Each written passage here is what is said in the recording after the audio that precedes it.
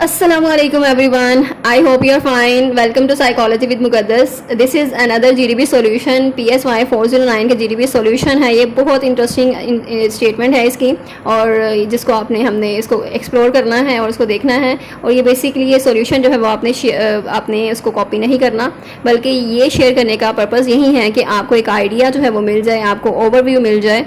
और I hope कि आप चोरी चोरी जो है वो वीडियोस नहीं देख रहे, बल्कि आपने चैनल को सब्सक्राइब भी किया हुआ है और आप बाकी जो सारी वीडियोस हैं काफ़ी आपके लिए हेल्पफुल रहती हैं. इसके अलावा और भी बहुत सी चीज़ें हैं, बहुत से प्रोजेक्ट हैं in future. As you know, psychology is not the process कि आप इज़ नॉट द थिंग कि आप रातों रात उसको जो है वो डिस्कवर कर लेंगे. सो एक जो है वो ग्रेजुअल प्रोसेस है, ये एक ग्रेजुअल लर्निंग होती है हमारी, स्टेप बाय स्टेप होगा सब कुछ. So best of luck and to all of you. और आई होप के I am proper sharing my knowledge with you guys. And इस तरह आपका भी कोई नॉलेज होगा तो आप भी शेयर करने की कोशिश करें and enhance your knowledge. As you share your knowledge, आपका जो नॉलेज है वो इस तरह इन्हांस होता है. सो लेट्स सी कि आप आज की जो स्टेटमेंट है उसमें क्या पूछा गया, यानी क्या बताया गया है और आपसे जो है वो क्या डिमांड है, उनकी क्या रिक्वायरमेंट है, जीडीपी के सोल्यूशन जो है वो आपने कैसे सॉल्व आउट करना है. सो फर्स्ट ऑफ ऑल तो नेल्सन मंडेला की एक बहुत फेमस जो है वो कोटेशन उन्होंने शेयर की है, that is courage is not the absence of fear but the Triumph over it. तो जो करेज है, करेज क्या होता है, फर्स्ट ऑफ ऑल आप उसको देखें.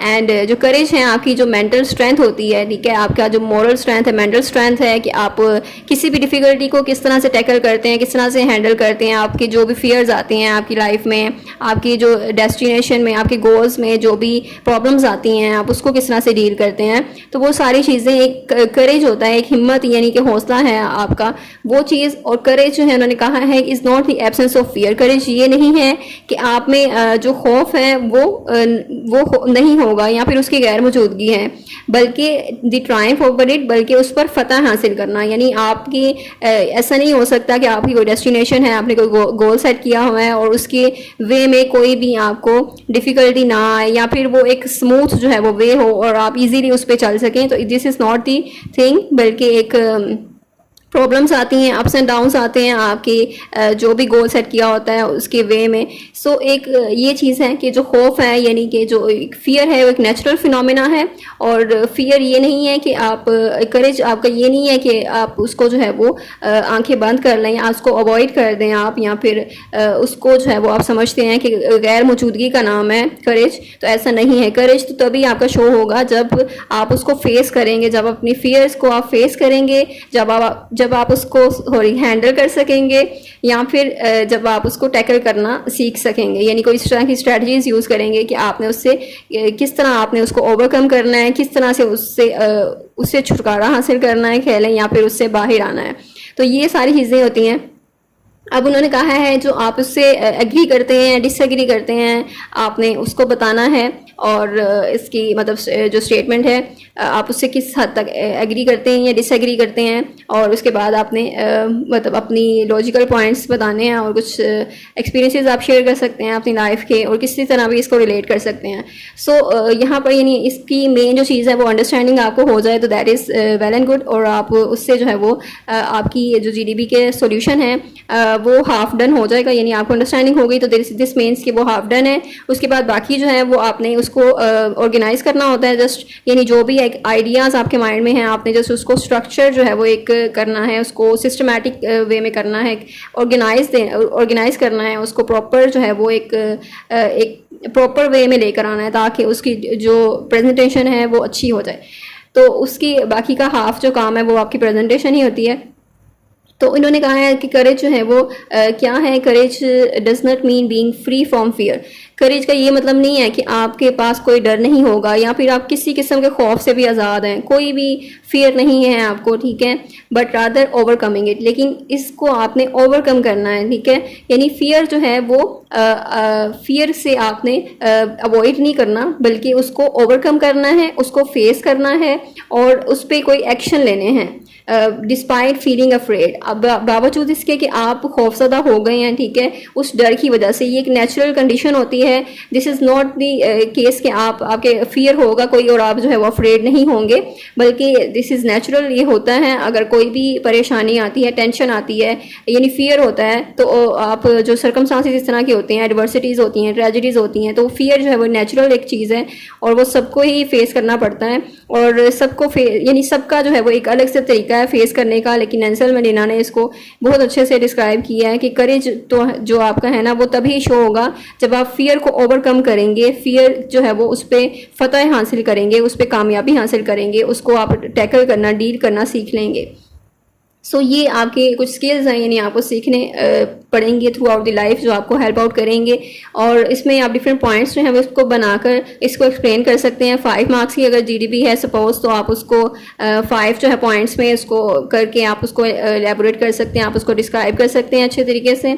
लाइक फर्स्ट है एक्नॉलेजिंग फियर, यानी फियर का आपने इतराफ़ करना है। आपने ये नहीं कहना कि फियर जो है वो नहीं है, या मुझे कोई फियर नहीं है, मुझे कोई डर नहीं है, या फिर मेरी लाइफ में इस तरह की कभी कोई सिचुएशन नहीं आई है। तो this is not the case, सबके साथ इस तरह होता है, ये नेचुरल है एक।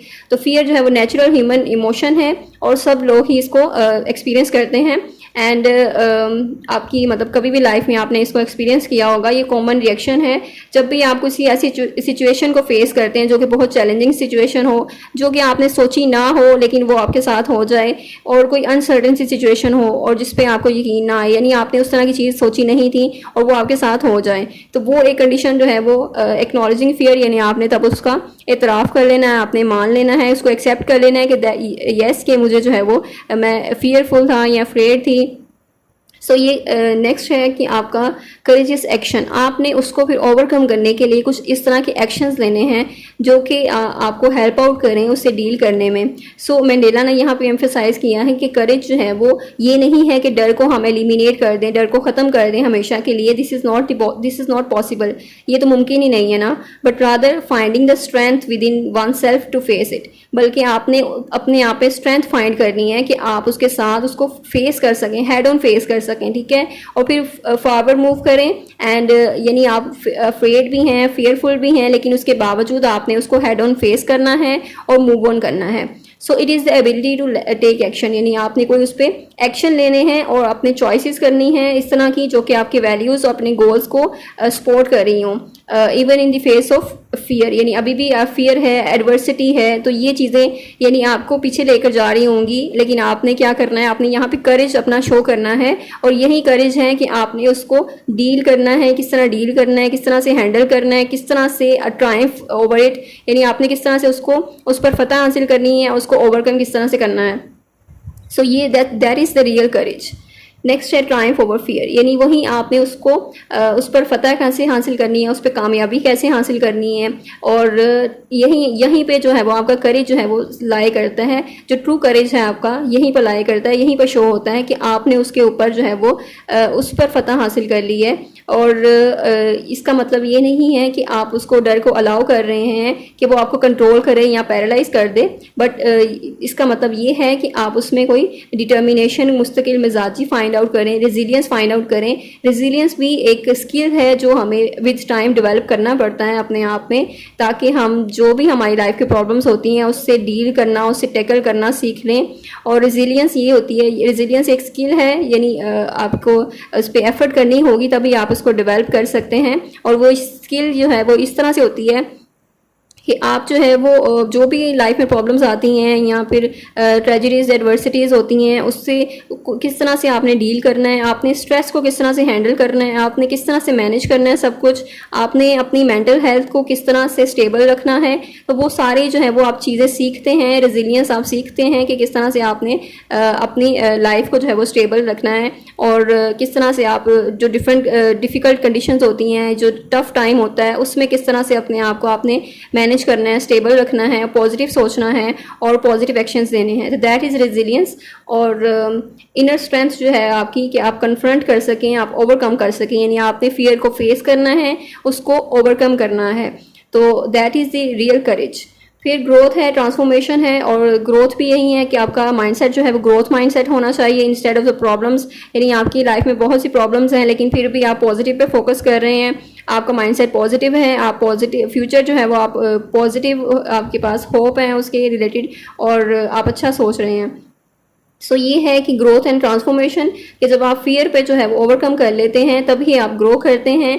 और आप जब एक्शन लेते हैं कोई भी, जब यानी फियर के बावजूद आप एक्शन ले रहे हैं, तो वो आपके पर्सनल या प्रोफेशनल जो है वो ग्रोथ की तरफ जा रही होती है चीज़।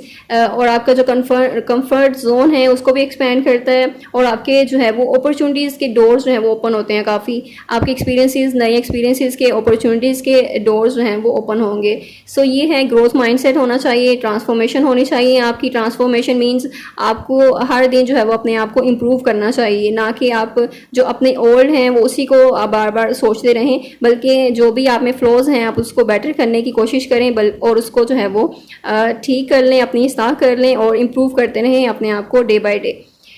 एंड नेक्स्ट है इंस्पिरेशनल रेजिलियंस, यानी वही रेजिलियंस जो नेल्सन मंडेला ने यहाँ पे कहा था कि जो इंस्पायर करना एंड इंस्पायरिंग एग्जाम्पल जो है इस कॉन्सेप्ट से उन्होंने दी है बहुत ज़्यादा, कि आप डिस्पाइट फेसिंग ट्रेमेंडस एडवर्सिटी, यानी बहुत ज़्यादा मुश्किलात फेस करने के बावजूद आप उसको जो है वो उसका कैदी नहीं बन जाते, बल्कि एक स्ट्रगल जो है वो कांस्टेंट होती है आपकी, कि आपने उसको किस तरह से डील करना है।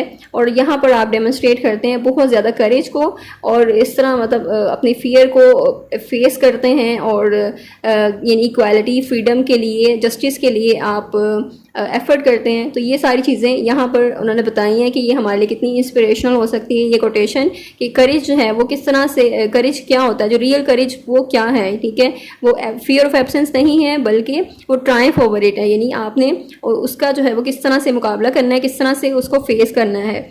और जैसे कि आप जानते हैं कि नेल्सन मंडेला जो हैं उन्होंने काफ़ी ईयर्स जो हैं उन्होंने कैद में गुजारे थे, और फिर भी वो एक पॉजिटिव एटीट्यूड के साथ जब आए थे तो उन्होंने मतलब ये सारी कोटेशंस जो हैं वो हम पढ़ते हैं उनकी। सो उनका एक माइंडसेट जो था वो ग्रोथ माइंडसेट था, पॉजिटिव माइंडसेट था। इंस्टेड ऑफ उनकी लाइफ में बहुत सी एडवर्सिटीज़ आई, लेकिन उनको किस तरह उन्होंने हेड ऑन फेस किया है, और इस वजह से उन्होंने बहुत सी एग्जांपल्स हमारे लिए छोड़ी हैं, और बहुत से यानी हमारे लिए जो कोटेशंस बनाई हैं कि हमें जो है वो इससे पॉजिटिव माइंडसेट जो है वो उसके लिए हेल्प आउट कर सकें, और हमें गाइड कर सके कि हमने अपने माइंडसेट को किस तरह पॉजिटिव रखना है, और किस तरह पॉजिटिव सोचना है, चीज़ों को पॉजिटिव लेना है, बजाय इसके कि आपकी लाइफ में बहुत सी प्रॉब्लम्स हैं और एडवर्सिटीज़ हैं, फिर भी आप एक पॉजिटिव माइंडसेट के साथ चलते हैं, एक ग्रोथ माइंडसेट होता है आपका। नेक्स्ट है समरी में उसका आपने ओवरऑल बता देना है कि नेल्सन मंडेला ने जो हाईलाइट किए हैं कि करेज जो है वो एब्सेंस ऑफ फियर नहीं है, बल्कि उस पर ट्रायम्फ है, और ये इंकरेज करता है कि इंडिविजुअल ने किस तरह से अपनी फियर को एम्ब्रेस करना है, उसको फेस करना है डिटर्मिनेशन के साथ, उस पर एक्शंस लेने हैं, और डिस्पाइट फीलिंग अफ्रेड, यानी बावजूद इसके कि आप खौफज़दा हैं लेकिन फिर भी आप ये सारी चीज़ें कर रहे हैं, because you have growth mindset और रेजिलियंस जो स्किल्स हैं आपके वो आपके अच्छे हैं। So by doing so we can grow, transform and achieve remarkable things in life. तो ऑब्वियसली जब आप इस तरह की चीज़ें, इस तरह का माइंडसेट होगा तो you will grow and transform and achieve the remarkable things in life. And best of luck for your GP और जीडीपी। और ये जीडीपी आपने सेम ये वाला कॉपी नहीं करना, बल्कि ये आपको जस्ट एक ओवरव्यू आइडिया देने के लिए प्रोवाइड की जा रही है। आपने जस्ट इसका एक आइडिया लेकर उसके बाद अपनी वर्डिंग में इसको करना है, क्रिएटिव राइटिंग करनी है इस पर, और आप क्लियर हो गई हैं काफ़ी चीज़ें कि इसमें जो कोटेशन है इसके पीछे एक जो भी पर्पज़ है वो क्या है, और इसका जो मेन जो इसकी जो मीनिंग है इसका वो क्या है, और इसकी जो डिस्क्रिप्शन वो है वो आपको दे दी गई है। तो मिलते हैं नेक्स्ट वीडियो में। टिल देन टेक केयर, अल्लाह हाफिज़।